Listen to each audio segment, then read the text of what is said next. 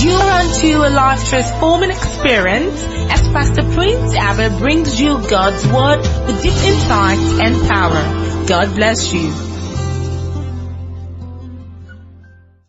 Usually around the world there is a culture of celebration during 14th of February. People celebrate what they call Valentine's Day, St. Valentine's Day, and for many people Valentine means different things. For different people Valentine means different things, and I'm not here to talk about the meaning of Valentine, and that's not what I'm here to. But I'm not here to talk about the meaning of Valentine, and that's not what I'm here to. But I'm making the statement I'm making because it's important I start that way by reminding you of the fact that 14th of February usually the world celebrates what they call Valentine's Day, and to us as a church, what does the event actually symbolize? What does Valentine really mean? Is Valentine a season of sexual affection, of romance and all that? Is it a season of sharing gifts? Is it a season of making new boyfriends and new girlfriends and proposing and all that? People have their different understanding of what Valentine as a celebration is. Popularly, what people do during the Valentine season is to express love in their own way. People call it Love Day also, and they have their different ways of expressing what they call love. But for we as Christians and as a church, we understand that love is not a feeling, it's not a romantic experience first. Love is not first it's not first a chemistry like many people understand it to be. Love is a person, and he that does not know the person of love cannot love. Love is a nature, love is a person, and he that does not know love cannot love. So my assignment here is very simple: to help you express love the right way, because love has the right context in which it must be expressed. Many people express love but in the very wrong context. Let me start this way. Love has a tripod on which it stands. There's a tripod on which love stands. In Matthew chapter 22, from verse 37, Matthew 22 verse 37.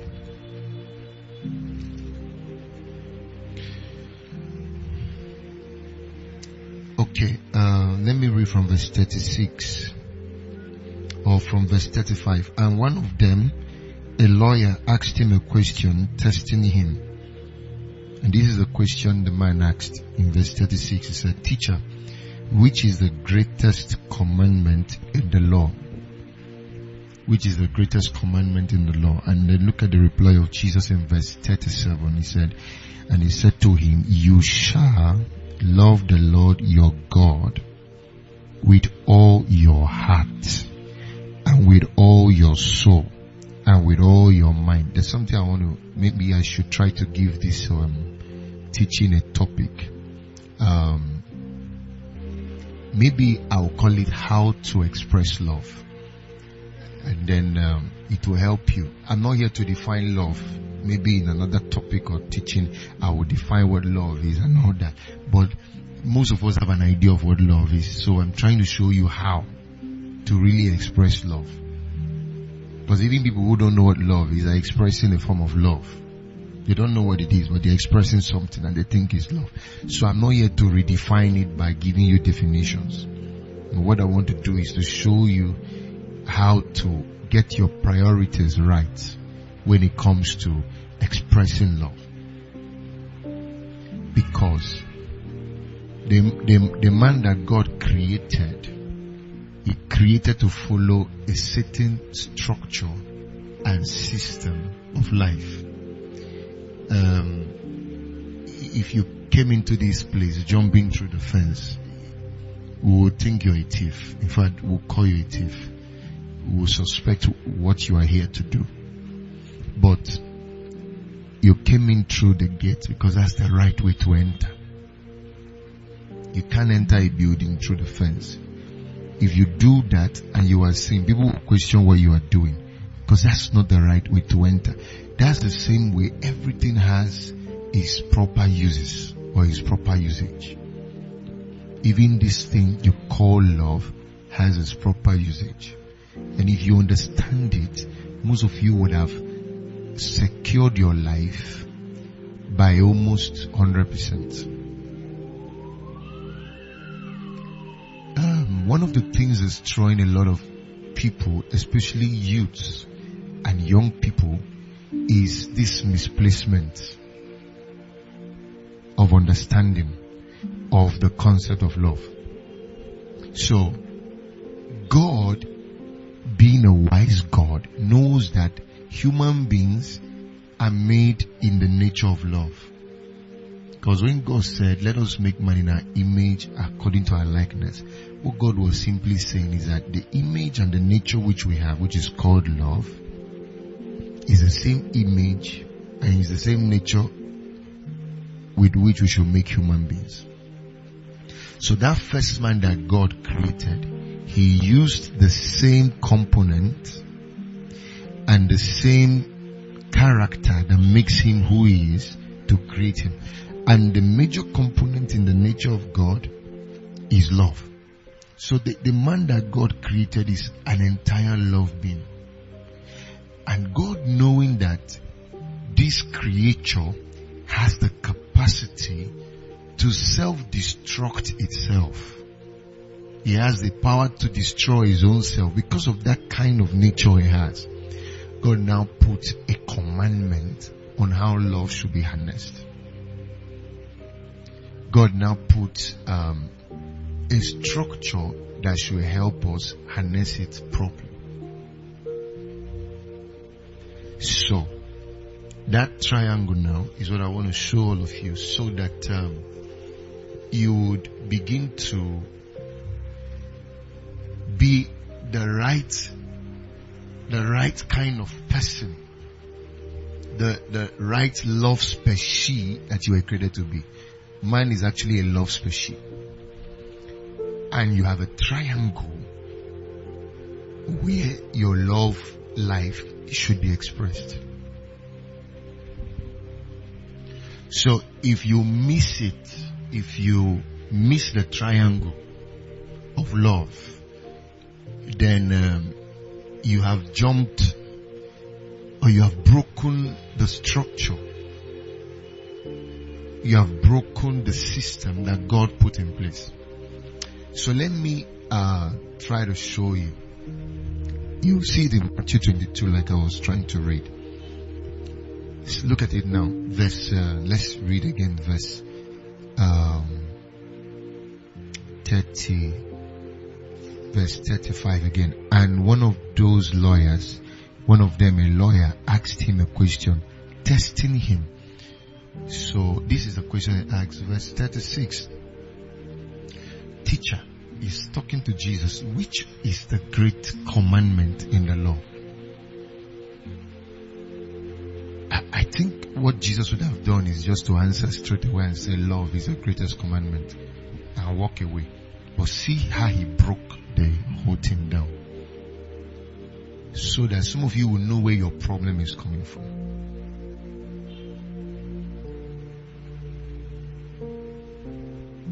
So that some of you will know where your crisis is coming from, because the world think they know what love is, and the world even think they know who God is, but they don't know. I stay around, people stay around me like today.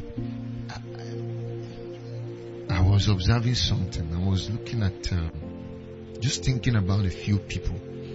Sometimes I do it, I just wake up and I'm thinking about this person, I think about this one thing. I won't talk. But when I'm done, what I'm trying to do is I'm trying to understand why this person is like this.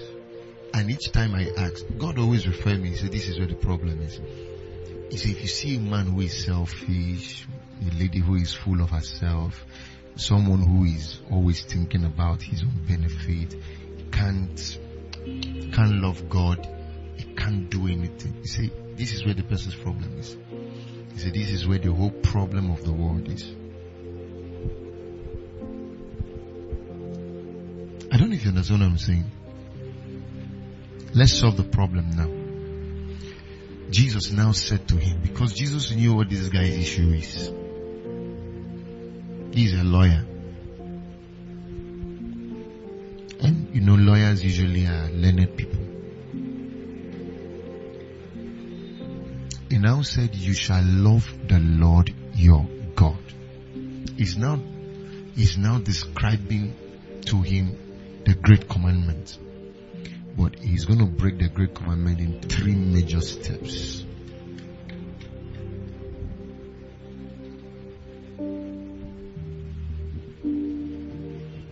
Let me say this, and then I will end on that and get back to this. Maybe this will be somebody's message. Do you know why you are poor?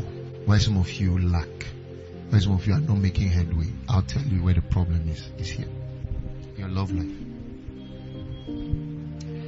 If you see a man who is so great, successful, he has everything that makes life working, it's not first hard work, or that man prays more than you, that man loves more than you.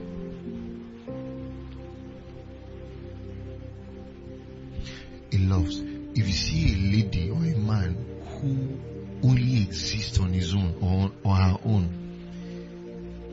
something happens to that person and the person is just on his own. You know, you don't see people rallying around that guy or that lady. The problem that person has is this nature. There are some people even in this church who are leaders, so-called leaders, but if you look at them, you see nobody's following. They are leading. Some are leading departments. Nothing is working there. That person has the nature of Satan. You know, you can be in church and this thing is not working in you. It's the nature. Satan can't love. A man who loves, let me show you one of the evidence of a man who has the nature of love in him, is that he compels, naturally he compels people around his circle. Without force, so people just want to be around that guy. They want to be around that lady. Because love is about adding value to other people's life. Did you see that the Bible says in John 3:16 that for God so loved the world that he did what? That he did what? That he did what? So do you see what I said? That love is about what? Adding value to other people's lives. Giving there is adding value. Any man who is rich is adding value. Any man who is doing well in business is adding value. Any man who is successful in whatever is adding value. Any lady or any guy you see who is static, she can't find money to make her hair, she can't change her clothes, she can't find money to buy soap, if just broke. Maybe the person needs to beg before. If you see such that person is smelling, no value adding to anybody's life. And this is why I find it difficult. It's easy for me to come to church and preach to new faces than to preach to old faces who have been hearing like. Sometimes the worst things that happen to me, and I will try to stop doing it, is before coming to church, listen to any of my old tapes. That thing destroys me. Why? Because each time I'm listening, I try to find out who and who are in church that were around when I was preaching this thing. And it shocks me how there be so much of release of these things on people's lives yet.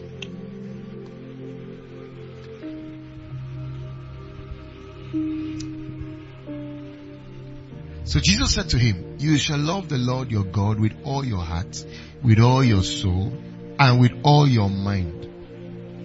For instance, I'm in a house working. I'm going to come back. I've not said this one. No. I'm still touching on some things that affect you as a person. So that when I start dealing with this, you will now know you are sick.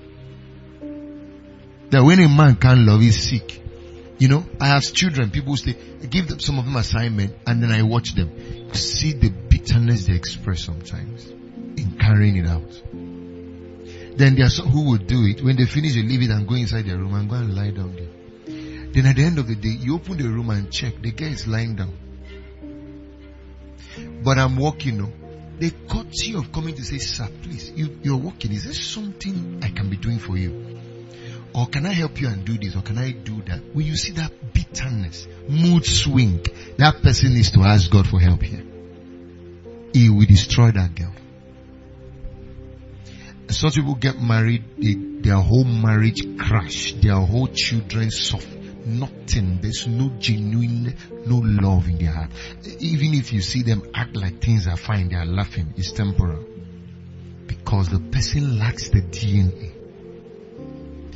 Is this thing, if you get it now, you will see how your life will scale. You will see. I'm going to try because I have a few minutes. So I don't have my strength to waste. I'm doing some things with my strength now. I'm going to find a few minutes to show you some things. Then I'll allow you pray.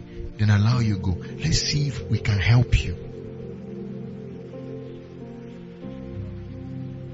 You can't be a child of God, truly a child of God, and not reflect the nature of God. It's not possible.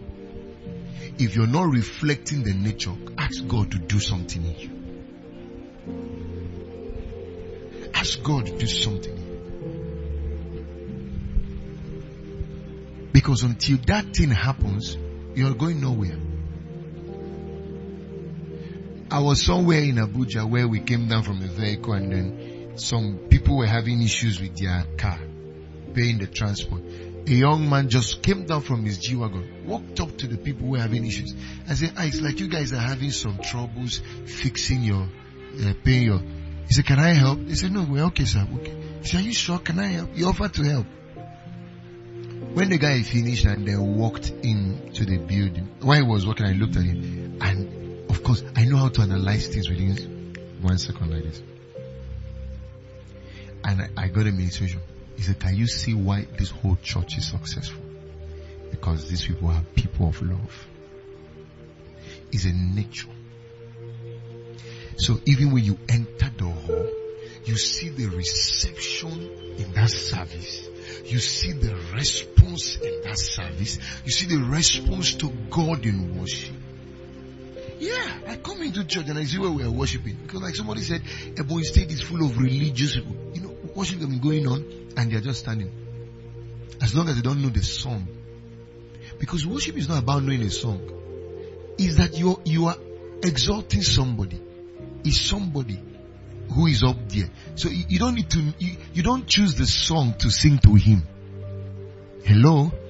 You don't choose the song to sing to him. So a song is being sung to God the Father. What is important is this song is sung to my Father in heaven. So what is the lyrics? What is the word of this song? Let me see if I can see on the projector, or let me listen so I can sing it to it's my Father we are worshiping. So as long as the person does not know the song in Abah, he doesn't want to sing. It's not his business. Because to him, I don't know that song.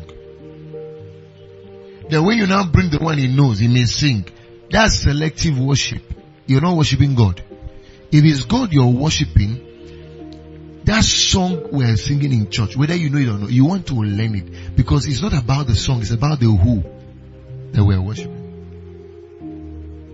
So when I go to such churches outside, You see that there's an atmosphere of worship.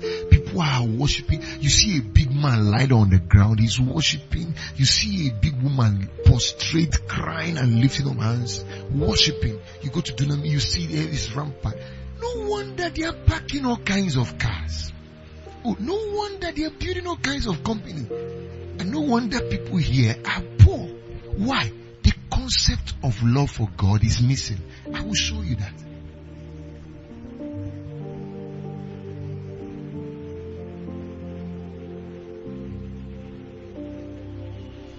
And I won't break my head trying to show you. I'll just throw it on the surface and I'll walk away.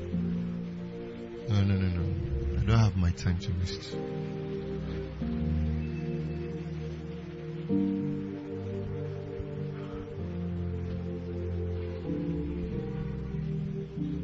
Jesus said to him, you shall love the Lord your God with all your heart. So see the first formula. This whole thing we are practicing, or people are running up and down and they call it love. It's not nonsense. It's nonsense. That's not love. Valentine, people are here and there. ShopRite is full. Malls are full. The Kilimanjaros and all those places are full. That's nonsense. That's not what God instructs us to be doing. He said, if you want to know love, see the first formula, the tripod.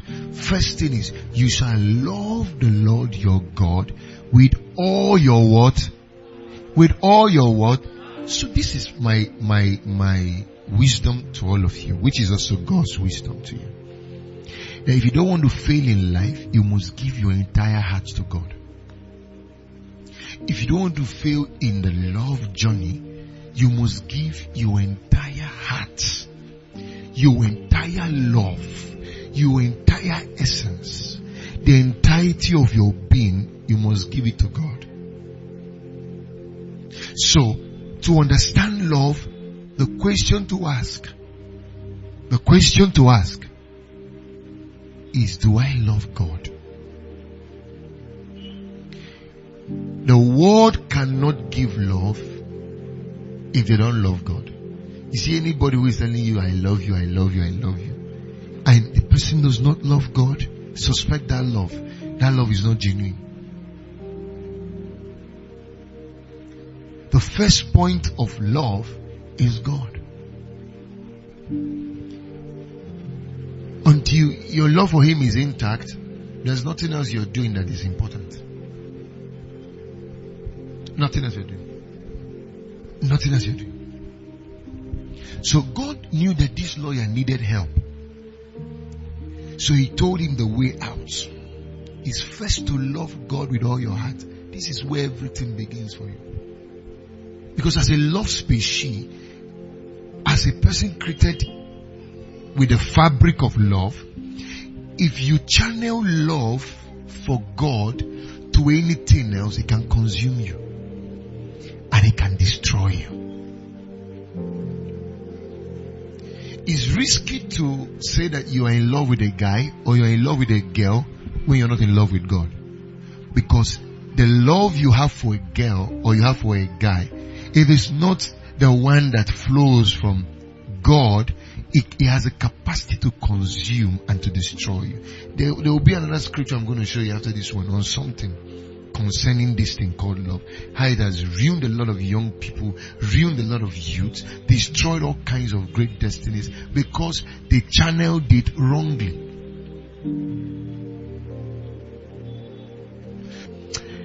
When a man loves God and loves Him, the excellence of God is revealed to you. How you treat people changes. Yeah. How you treat people changes. It changes. Everything changes. You can't give God anything that is less of the best. One guy who came here on Sunday, one of my guys who came here on Sunday to Sunday evening, and he ministered here. When he was doing something for the church where he worships, it was, roofing thing and all that. So the engineer came around and they sampled a couple of materials with which they would use to build. So the highest grade, just to get a meter of it, was about 27,000 plus. Then that's for just one. Then the one that most people use, normal ones that most people use, you get the best about 4,005. So you see the margin and all that. So when he looked at and they did the calculation, it was running in millions. So the engineer told him, this one is going to be nice. Let's do this one of 4,500 or this one of 6,000. You're still going to give us what we want. He looked at that one of 27 to 30,000 and he looked at the engineer and he said, but we have to give the best to the Lord. The engineer was talking to me here that we're here. The guy was not even here when he was telling me, this guy, I don't think anybody can cause him and it will follow him. It's not possible. I don't think anybody can. He said, but we have to give the best to the Lord.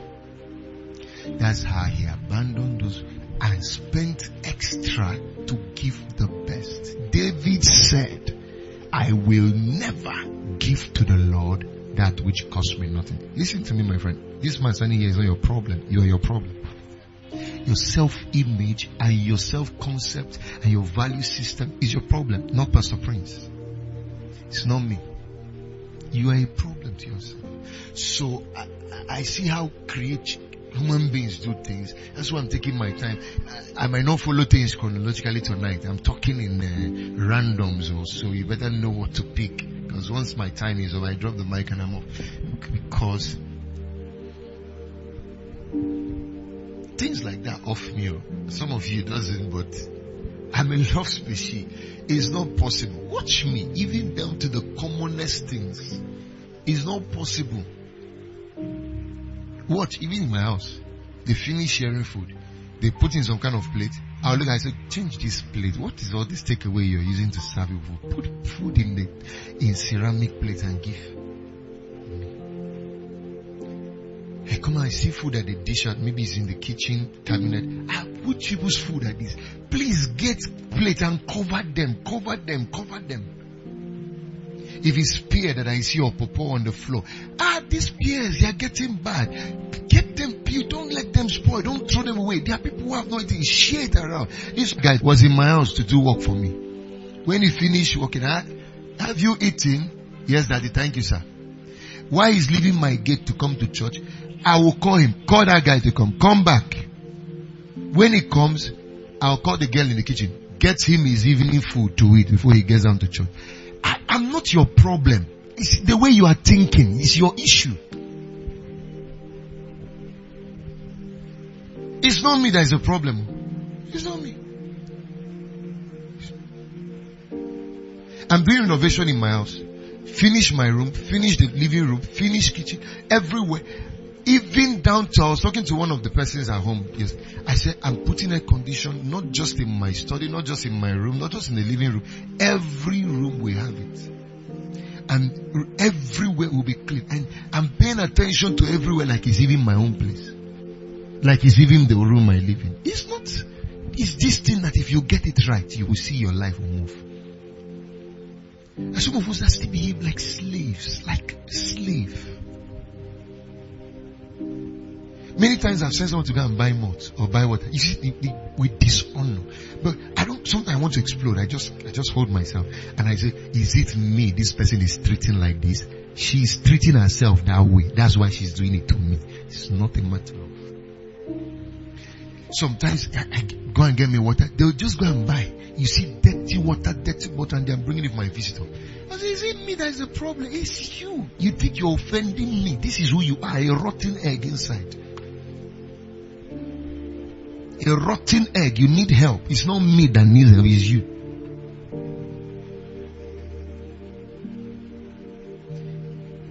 Like I came to church this evening and before I started, I touched him. To somebody who is supposed to take care of this, maybe he would have cleaned it already. He felt I've cleaned it already. So what's the point cleaning again? But if I was the one in church and it's my pastor who is coming, I would have cleaned this chair more than 5 times. You know why? Because this place is open. It's breezy. After a few seconds, here with them. Because I have value for myself. So I can now give it to my pastor. Anybody who is giving value to his pastor or to anybody is not giving it because that person has value. He's giving it because the one giving has value. You can't give what you don't have. Just understand. you can meet Jesus of Nazareth in Abakaliki tomorrow and still treat him like he doesn't count. It's not Jesus that is the problem, it's you.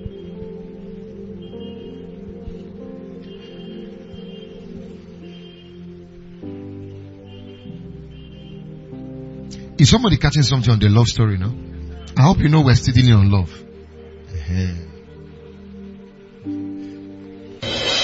For the continuation of this message, please play the next track.